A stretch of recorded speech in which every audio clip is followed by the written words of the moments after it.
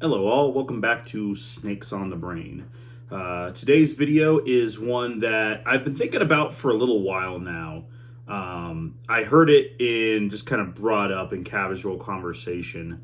And it was something that I remember thinking back to a lot of conversations I've had with people over the years, as well as there was a particular podcast. It was Ryan and Erica McVeigh's podcast.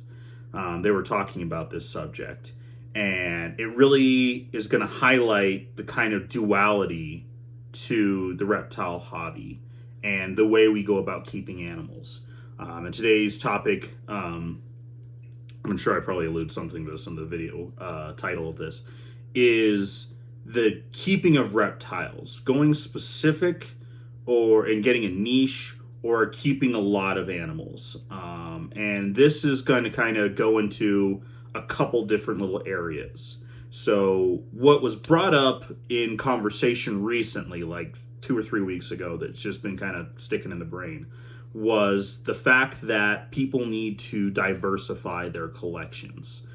This was obviously in reference to the fact that the ball python market has crashed and it's failing and it's oversaturated. And I'm sure anyone listening to this podcast has heard that said any single time reptile breeding or keeping is brought up in conversation in a group of probably more than 5 people. It's been said for, at this point, over 10 years. Since 2008, 2012, they've been saying that the ball pythons are oversaturated and flooding the market and crashing the market and all that stuff. And so people really need to diversify their collections. Sick of only seeing ball pythons at shows and on Morph Market. There's, tens of thousands on Morph Market available every single day, and all of this and this and this. And to that I say there is a fair bit of, credence to that opinion, where there are by far more ball pythons than really any other reptile out there as far as just base availability goes. They are the most popular pet.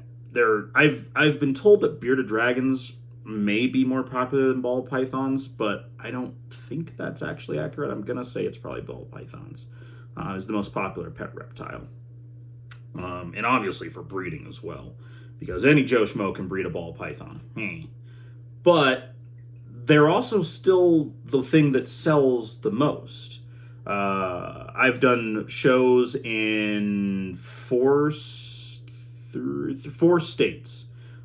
for several different companies and show promoters in varying sizes of less than 400 or 500 people to into the multi-thousands of guests over a weekend.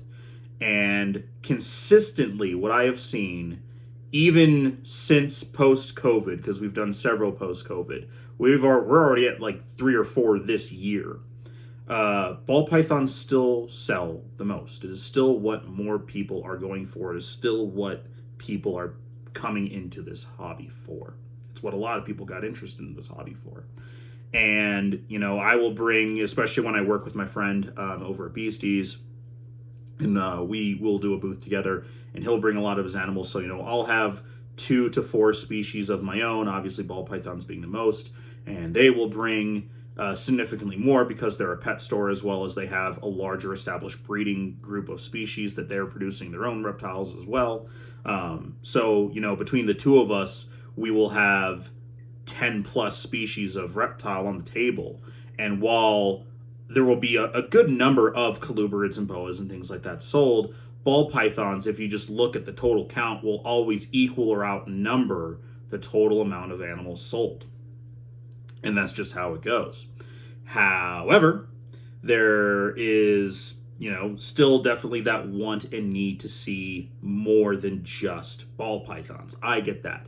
As clearly someone who has never had a niche whatsoever, every time I even thought about trying one, I don't know if you can call it neurospicy or not. I can't just stick with one specific type of reptile. There are days where I like to sit there and think about the Dr. Frankenstein ball python morph combinations and trying to work on my specific line breeding projects and things like that. And I'll actually get to that in just a sec. But there are times when I want to play with my bigger reptiles, where I want to pull out my boas, and I want to pull out yang and the berm, and play with these big ones, where I want to work with something that's going to move and is observant. So I'm playing with the Pituophis, the pines, and the bulls, and I want to play with the Russian rats, or I want to, I want something that is definitely one that we need to work on. So, I'm working with the juvenile carpet python and some of the Asian rats that are definitely very fearful. So we're working on that trust building things. And so it's really fun for me. And I think my camera is actually crooked, so apologies for that. Let's see. There we go. Sorry, audio podcast listeners. Sorry, video watchers too. And so definitely I am part of the people that are having a more diverse collection to hopefully put out more as well. Just this year, we obviously are doing ball pythons, we're doing imperators, we're doing true constrictors, we're doing 4 or 5 different colubrid species from North America and over in Asia. We're doing hopefully Woma pythons and hopefully Brettles pythons and things like that, because the blackheads just stare at each other. They live together for months, they just look at each other. But that is definitely something that a lot of people are getting into, and that is definitely on the more business, making money, industry side of the reptile keeping hobby. And in line with that are the line breeding stuff. And then the other side to that, and I said that we'll get to the line breeding stuff, I'll get there eventually. The other thing is the community part of reptile keeping, where it's, for most people, it's a hobby. Even people who are breeding and consistently breed, it is still a hobby. To be completely honest with you, probably the most money that I make is not via breeding animals. It's doing education events. It's doing these sorts of things via audio and video online on social media. It's now the cookies and stuff, like the adjacent things. That's where I'm more of the professional than a true professional breeder. And that's the case for a lot of people, where if they're actually making any sort of real living or justifiable income in the reptile hobby, it's not via making money off of breeding animals. Those are just the most apparent and the obvious ones, because they're like the little micro celebrities inside of our hobby, like the Bob Vu's and the Kevin McCurleys and those type of people who have essentially made a name for themselves for breeding animals, and they are their own level of success that they've built off of breeding animals. And I'm not degrading them whatsoever. Don't take that in like that at all. But those are very few and far between. The vast majority, the thousands of people in this hobby, the tens of thousands of people, are hobbyists. And even then, most of them aren't even real keepers. They're pet owners. There's this kind of weird distinguishing thing where there's like levels to it, where most people are pet owners, where they have 1, 2, maybe 3 animals. 2 ball pythons and a beardy, 2 crested geckos and a Leo, things like that, where they're just pet owners. That's where the vast majority of them. And then you get up into the keepers, where they're keeping, probably into the low double digits, where they have 5, 6, 7, 8 different species that they just like to keep because they're really cool. Maybe they'll produce a clutch or a litter of something every once in a while, maybe not every year. They just enjoy it. Those are the keepers, where they have a collection, essentially. That's where you kind of move up from just, I have pets, I even have a lot of pets, to I have a collection of animals. And from there, you start to get into the hobby breeders, the small batch breeders. And from there, you move on to the big breeders. And then at that point, you're usually like a corporation or something, and you're a person, like Mike Wilbanks or Bob Clark, where you're producing animals on essentially an industrial level, where you're producing hundreds, if not thousands of babies every single year that are distributed nation and oftentimes internationally, which everyone has their opinions about those types of people, but that's more than likely where most people got their animals from, are via an outlet of Reptile by Mac, by Clark Reptiles, something like that, where they picked up an animal that was from a brick and mortar store, from a specialty brick and mortar store, even like a larger table at an expo, that either animals that that came directly from them or were produced from animals from them, is where a lot of these animals can trace their lineages back. So there is a need for them if we want the hobby to continue to grow. We can talk about efficacies and keeping practices and things like that, and that's for another video. But that's where you get into this kind of community thing, where I have heard it is best by like the hobbyist breeders and the industrial breeders for the longest time. And yeah, obviously it does change with the roller coaster of the reptile market when they're more popular, higher dollar value for whatever animal it may be. And then times like right now during high inflation, the kind of lull of the reptile industry after a big boom, where most of the time they are saying that you should specialize in something, where whether it be a particular species, like you should specialize in king snakes. You should specialize in North American colubrids to kind of broaden that out. You should specialize in old world rats, in boas, in rainbow boas, and in ball pythons, because everybody can breed a ball python. That's where a lot of the times the conversation shifts to you should specialize on a certain kind of morph, where you should be known for certain ones.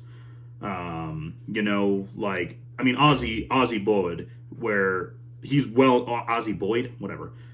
He is known for being a grandparent of the reptile industry, been doing it for a long time, highly knowledgeable, definitely well known for specific morphs, like the orange dream. Marcus Jane for a long time was well known for like the pastel jungles, and getting into other ones like that, where when you think of, and even smaller breeders that aren't like those big persons, there's Shane down in Florida, well known for his different highway stuff. He's kind of fallen back the wayside a little bit, but definitely well known for highway stuff. To where you have people that are well known for actual species, like Brandon Wheeler and things like that, for Morelia and Scrubbies and things. And then you have individual breeders, Ozzy Boyd's, Shane, that are more well known for particular morphs. And then obviously that applies to other species as well, where I specialize in North American, not me specifically, but this is, I'm going to specialize in North American colubrids, mostly rat snake localities and king snake localities, but I'm going to specialize in, specific North American black and eastern rat localities, where I will have these very specific locales that always look the same way, or the blackest of the black rat snakes, or I want to be known for this one specific type of snake, or one specific type of lizard or frog or whatever it is, and I will be known for that, still having a larger one, but known for those things. And so that's why they tell people to specialize in that, as well as the fact that if you specialize and put all of your energy and focus into one specific thing, the idea behind that theoretically is that you become more of an expert on that, where you are much more knowledgeable about it, where problems come up, where you have a broader base of knowledge to pull from to tackle, and troubleshoot issues that come up, to be a wealth of knowledge to hopefully spread that to the other reptile community, and being known for very specific things.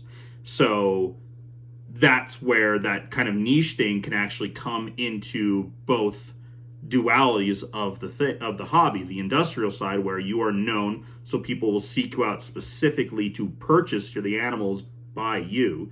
If you're the rhino rat guy, people will seek you out for that rhino rat. However, on the hobby keeping side, you are the rhino rat guy, then you are known to be a wealth of knowledge, and people will seek you out as a source of information. So that's good if you want a niche. However, circling all the way back to the beginning, we're talking about needing to diversify. There's also the whole thing about the diversity during the downtimes, where ball pythons are not selling, where Mexican black king snakes did this, so they went really high and then they crashed. And so, at one point they were going for $400 or $500. Now they're back down to, $100 to $200, depending on how somebody is slinging those things off the table, with ball pythons being up here and then coming back down there, even with individual morphs and stuff.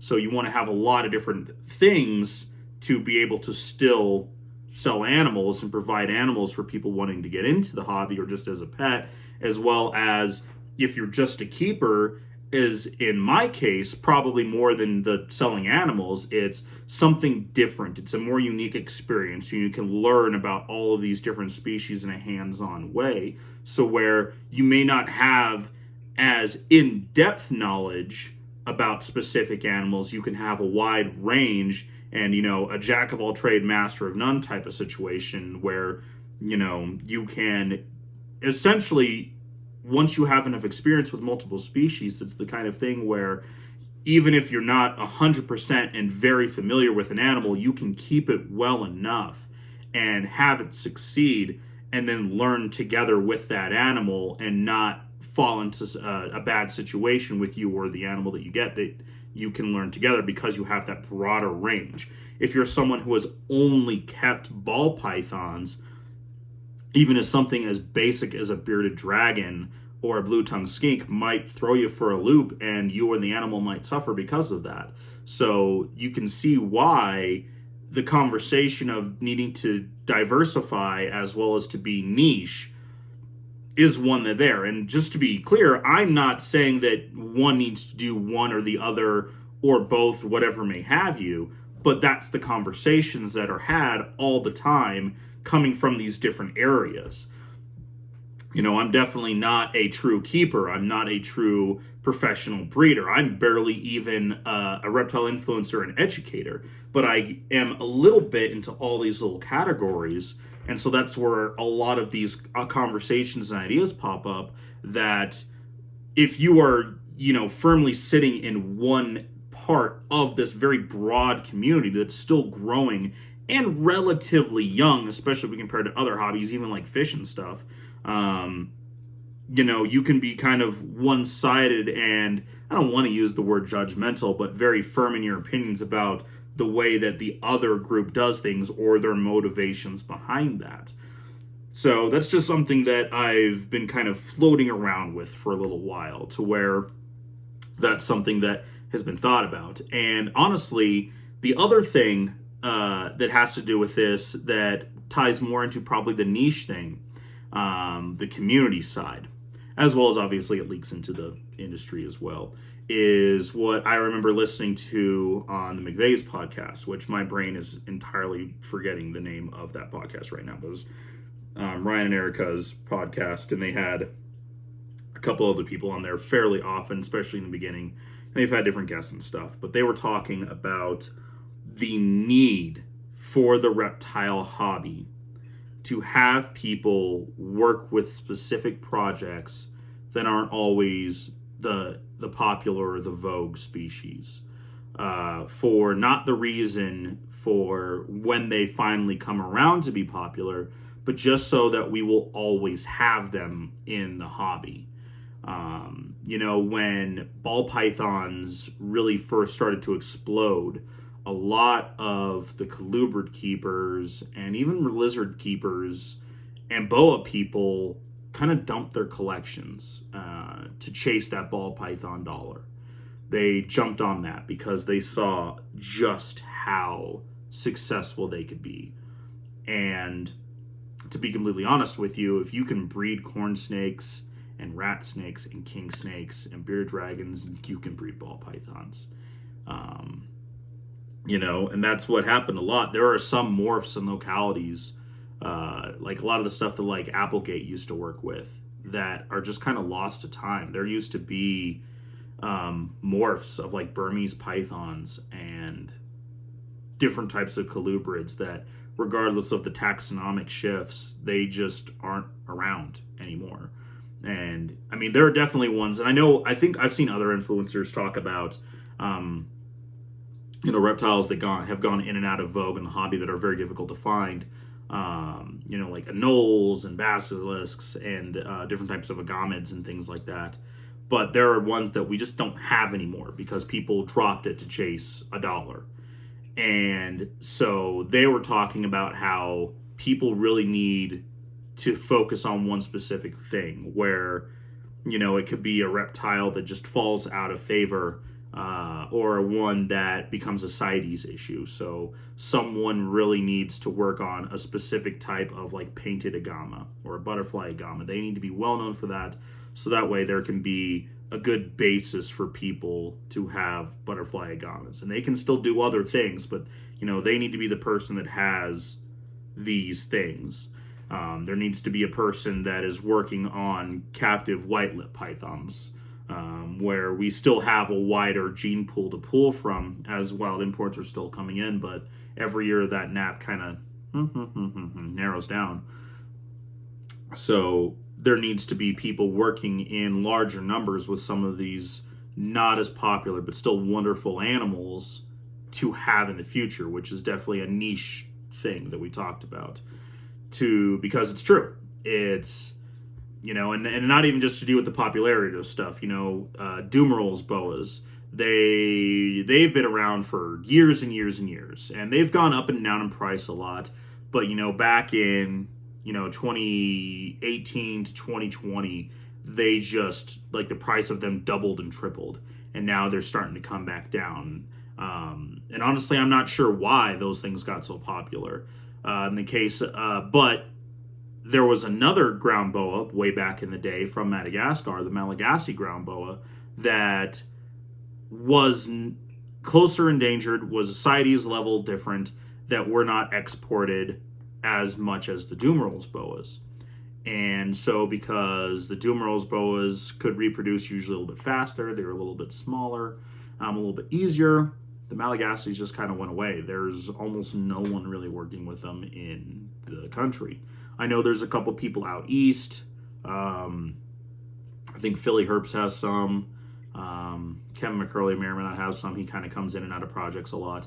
And I see them all the time pop up over in the UK. I see Malagasys. I see Indian rocks. I see a lot of other species over there that we don't really have here as much.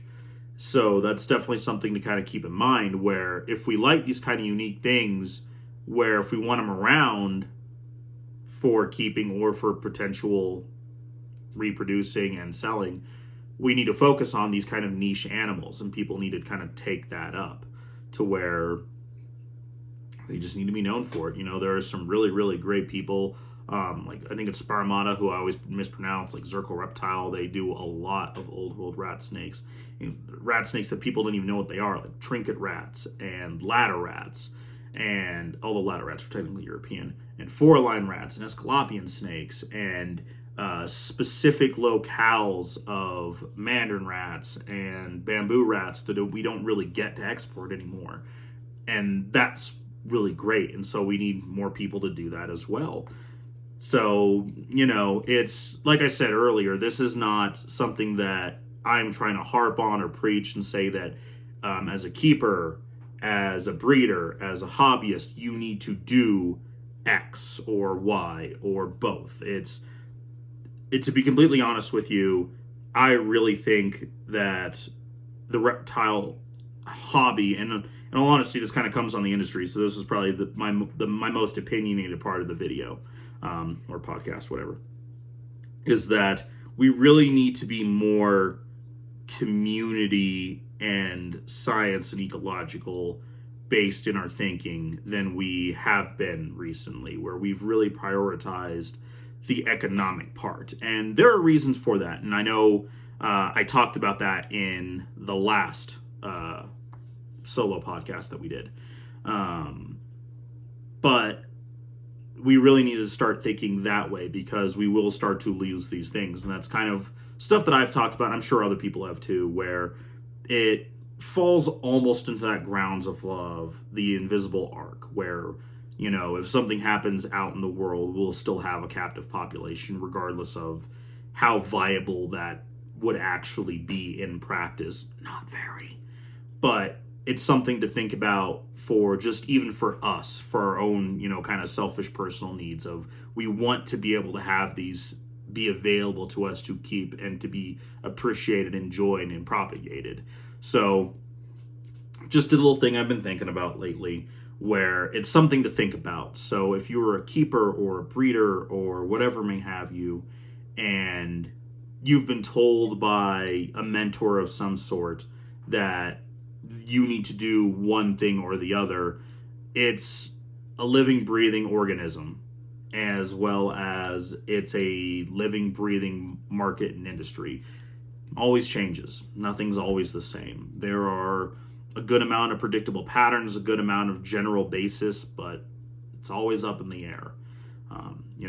Computers were made to predict the weather, and how often do we still get that wrong to this day? Because it's unpredictable. It's chaos theory. It's nonlinear dynamics. That goes with anything that's alive. So, just something for everybody to think about. An interesting thing to mull over, maybe on your commute to work, stuck in traffic. So hopefully guys enjoyed today's video. I know I say it a lot on the regular scheduled ones. If there's anything you want to hear me talk about, I've started to reach out to more people about potentially being podcast guests again. It's just been very all over there and hectic, as well. It is very difficult, and I know I've talked about this, to get guests on and coordinate and schedule, but hopefully we'll have at least one relatively soon. Just approached me about it. So if you know anyone, or if you would like to be, regardless of how well known you are, what aspect of it you are a part of or wanting to get into, and you want to be a guest on the show, please email me, comment down below, or anything like that. Hope you all enjoyed today's podcast. If you want to go back and listen to all these guys, as well as check out the regular scheduled YouTube comment and all that jazz, check us out on Patreon. It really helps me out, as well as to support all of the animals. I'm not going out and buying new things for me. These are going to, anything that comes from Patreon goes to the benefit of the animals, be it better and larger caging, better lighting, improve things for interactions with them, things like that. So if you want to check that out, always super appreciated, and hope you all enjoyed today's podcast. Hope you're having a great day, and we will check you next time on Snakes on the Brain podcast.